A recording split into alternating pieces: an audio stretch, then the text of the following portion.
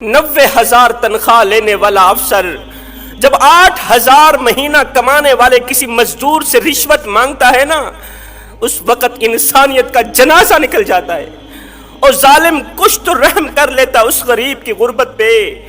وہ غریب بوڑھا باپ جو کڑکتی دھوپ میں تتی ریت کے اوپر بوڑھی کمر پہ بوریاں لاد لاد کے دن رات ایک کر کے اوور ٹائم لگا رہا ہے، 6 بچوں کے لیے روزی روٹی کا بندوبست کر رہا ہے، اور نادان اور ظالم ایسے غریب مزدور سے رشوت مانگتے ہوئے تجھے شرم نہ آئی؟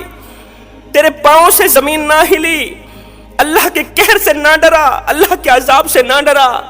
مرنے کے بعد اس رب کو کیا منہ دکھائے گا جس رب نے تجھے حضرت انسان بنا کر دنیا میں بھیجا تھا؟ مرنے کے بعد کالی شکل لے کے اس کے سامنے تجھے شرم نہیں آئے گی؟ جس رب نے تجھے خوبصورت شکل دے کر دنیا میں بھیجا، کالی شکل لے کے اس مالک کا سامنا کرتے ہوئے تجھے شرم نہیں آئے گی؟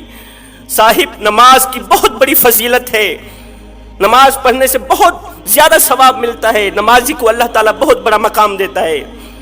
روزہ رکھنے کی بہت بڑی فضیلت ہے، روزے دار کو اللہ تعالیٰ بہت بڑا مقام دیتا ہے۔ جتنی بھی عبادات ہیں، نماز، روزہ، حج، زکوٰۃ، تہجد، اللہ تعالیٰ بہت بڑا مقام دیتا ہے، بہت بڑا مرتبہ دیتا ہے، مگر سنو، عبادت اس مقام تک نہیں پہنچاتی، نماز اس مقام تک نہیں پہنچاتی، روزہ اس مقام تک نہیں پہنچاتی، حج، زکوٰۃ، تہجد اس مقام تک نہیں پہنچاتی جہاں غریب کی خدمت پہنچاتی ہے۔ عبادت اس مقام تک نہیں پہنچاتی۔ حضرت سیدنا علی المرتضیٰ شیر خدا کرم اللہ وجہ الکریم نے فرمایا تھا، فرمایا اگر کوئی بھوکا روٹی چرائے، روٹی چوری کرے، بھوکا شخص جو 3 دن کا بھوکا تھا روٹی چوری کرنے پر مجبور ہو گیا، اگر وہ ایک روٹی چوری کرے تو چور کے ہاتھ کاٹ دینے سے کہیں زیادہ بہتر ہے وقت کے حکمران کے ہاتھ کاٹے جائے۔ ایسے چور کے ہاتھ کاٹنے سے کہیں زیادہ بہتر ہے وقت کے بادشاہ کے ہاتھ کاٹے جائیں۔ یہاں پر جو میری مائیں بہنیں بیٹیاں میری آواز سن رہی ہیں، ان کے آگے میں چھوٹی سی گزارش کروں گا۔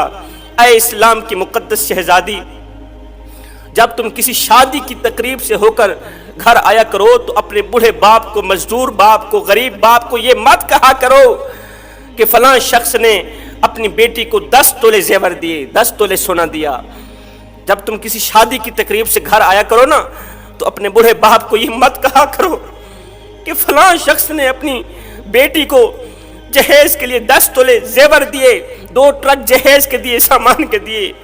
تمہارے منہ پر تو باپ کہہ دیتا ہے اس نے اچھا کیا، تمہارے سامنے تو بوڑھا باپ، مزدور باپ، غریب باپ کہہ دیتا ہے اس نے اچھا کیا، لیکن رات کو جب سوتا ہے نا، رات کا جب دوسرا پہر آتا ہے، جب گھر کے تمام لوگ سو جاتے ہیں، اس وقت اس غریب بوڑھے باپ کی آنکھیں رو رہی ہوتی ہیں۔ بیٹی کا جملہ باپ کو سونے نہیں دیتا، بیٹی کی یہ خواہش، کاش جس طرح اس مالدار باپ نے بیٹی کو 10 تولے زیور دیے، 2 ٹرک جہیز کے دیے، کاش کہ میرا باپ بھی مجھے 10 تولے زیور دیتا، 2 ٹرک جہیز کے دیتا۔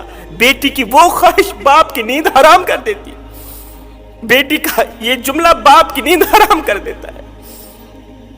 ساری رات باپ کی روتے ہوئے گزرتی ہے، آنکھوں سے نیر بہاتے ہوئے گزرتی ہے، آنسو بہاتے ہوئے گزرتی ہے۔ بیٹی کی یہ بات سن کر باپ رو رو کے اللہ کے سامنے شکوہ کرنے پر مجبور ہو جاتا ہے، رو کر کہتا ہے، شکوہ کرتا ہے، مالک، بیٹی کو جہیز کے طور پر 10 تولے زیور دینے والے شخص نے کون سا ایسا کمال دکھایا تھا؟ جہیز کے طور پر 2 ٹرک سامان کے دینے والے شخص نے، باپ نے کون سی ایسی نیکی کی تھی، کون سی ایسی خوبی کر دکھائی تھی کہ تو نے اسے مالا مال کر دیا؟ مالک، میں نے تیرا کیا بگاڑا تھا کہ تو نے مجھے اتنا بھی نہ دیا کہ میں اپنی رخصت ہونے والی بیٹی کو ایک 4 پئی تو دے سکوں، رخصت ہونے والی بیٹی کو ایک 4 پئی تو دے سکوں؟ میرے اندر اتنی ہمت نہیں، میرے اندر اتنی طاقت نہیں، میں تو غریب ہوں۔ وہ بڑھا باپ جو کڑکتی دھوپ میں تتی ریت کے اوپر کھڑے بوڑھی کمر پہ بوریاں لاد لاد کے دن رات ایک کر کے 1,000 روپے شام کو کما کے آتا ہے، بچوں کے لیے روٹی کا بندوبست کرے یا بیٹی کو جہیز دے۔ بخار آتا ہے، غریب بوڑھا باپ دوائی نہیں لیتا، پیناڈول کی ایک گولی نہیں لیتا، کیا کرے؟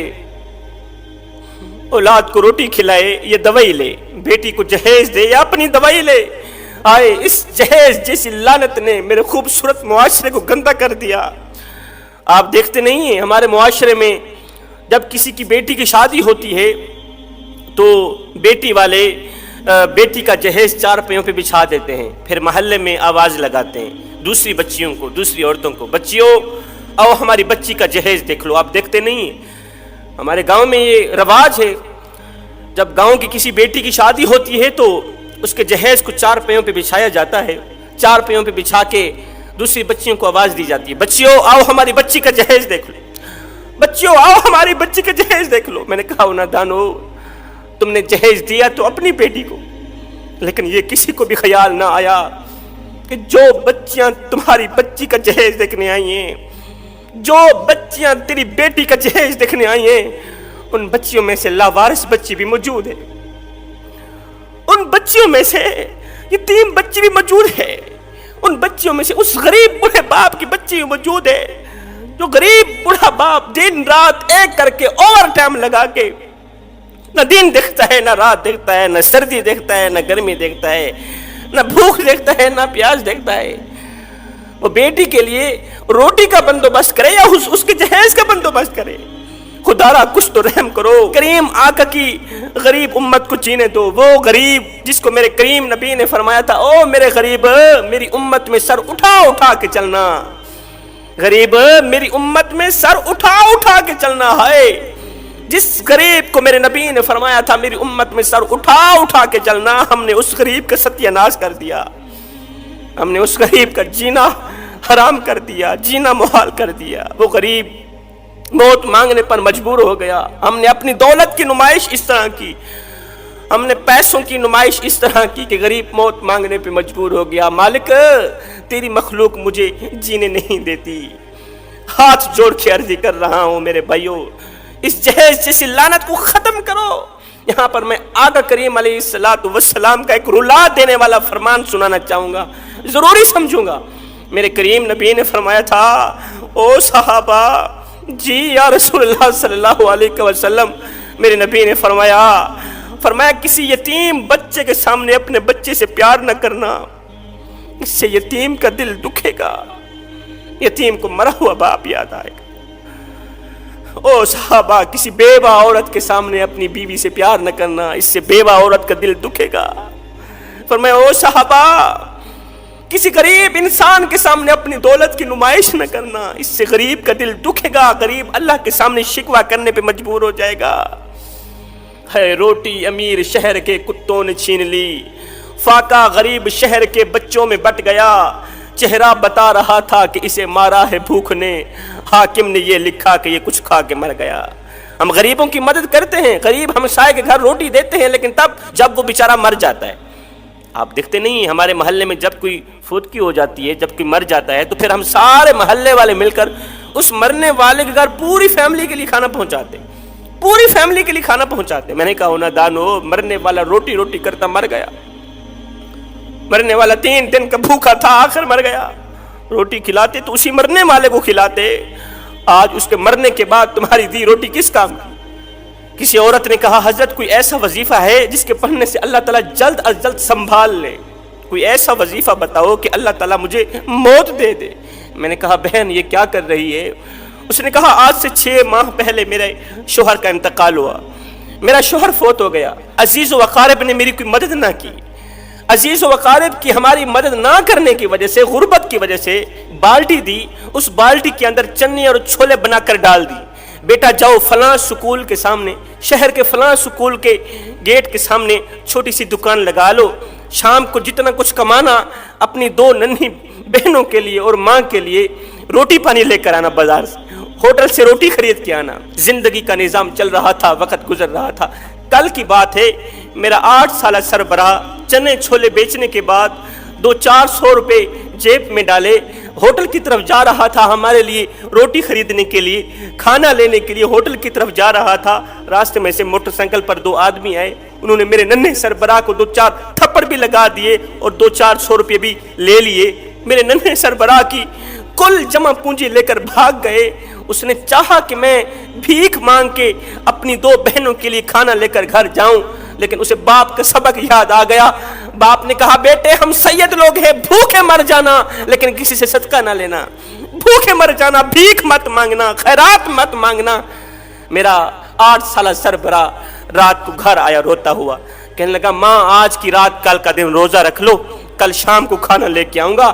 میرے ساتھ یہ کچھ ہوا، جب میرے 8 سالہ سربراہ نے کہا نا کہ میرے منہ پر 2-4 تھپڑ لگے ہیں، میں آسمان کی طرف منہ کر کے رونے لگی، کہنے لگی مالک میں تیری رضا پہ راضی ہوں، مالک جے سونا میرے دکھ وچ راضی تے میں سکھ نو چلے ڈھاواں، مالک میں تیری رضا پہ راضی۔ رات کا دوسرا پہر آیا، میری ننھی سی بیٹی اٹھ کر رونے لگی بھوک کی وجہ سے، کہنے لگی ماں یہ جو میری چھوٹی بہن ہے یہ کب مرے گی، یہ جو چھوٹی بیمار بہن ہے یہ کب مرے گی۔ میں نے کہا بیٹی یہ تم کیا کہہ رہی ہو، بہن کی لمبی عمر کے بجائے اس کے مرنے کی دعا مانگ رہی ہو، صحت یابی کے بجائے اس کے مرنے کی دعا مانگ رہی ہو۔ نہیں اماں، جب ہمارا باپ فوت ہوا تھا تو ہمارے محلے والوں نے ہمارے گھر کھانا پہنچایا تھا، میں تو اس سوچ کی بنیاد پہ کہہ رہی ہوں اگر یہ چھوٹی بہن مر جائے، باقی نہیں تو صبح محلہ کھانا دینے کے لیے آئے گا، پورے محلے والے اٹھ پڑیں گے کھانا دینے کے لیے، باقی نہیں پیٹ بھر کر کھانا تو کھا لیں گے۔ خدا را میرے بھائیو، زندہ لوگوں کی قدر کرو، زندہ لوگوں کی مدد کرو۔ عبادت اس مقام تک نہیں پہنچاتی جہاں غریب کی خدمت پہنچاتی۔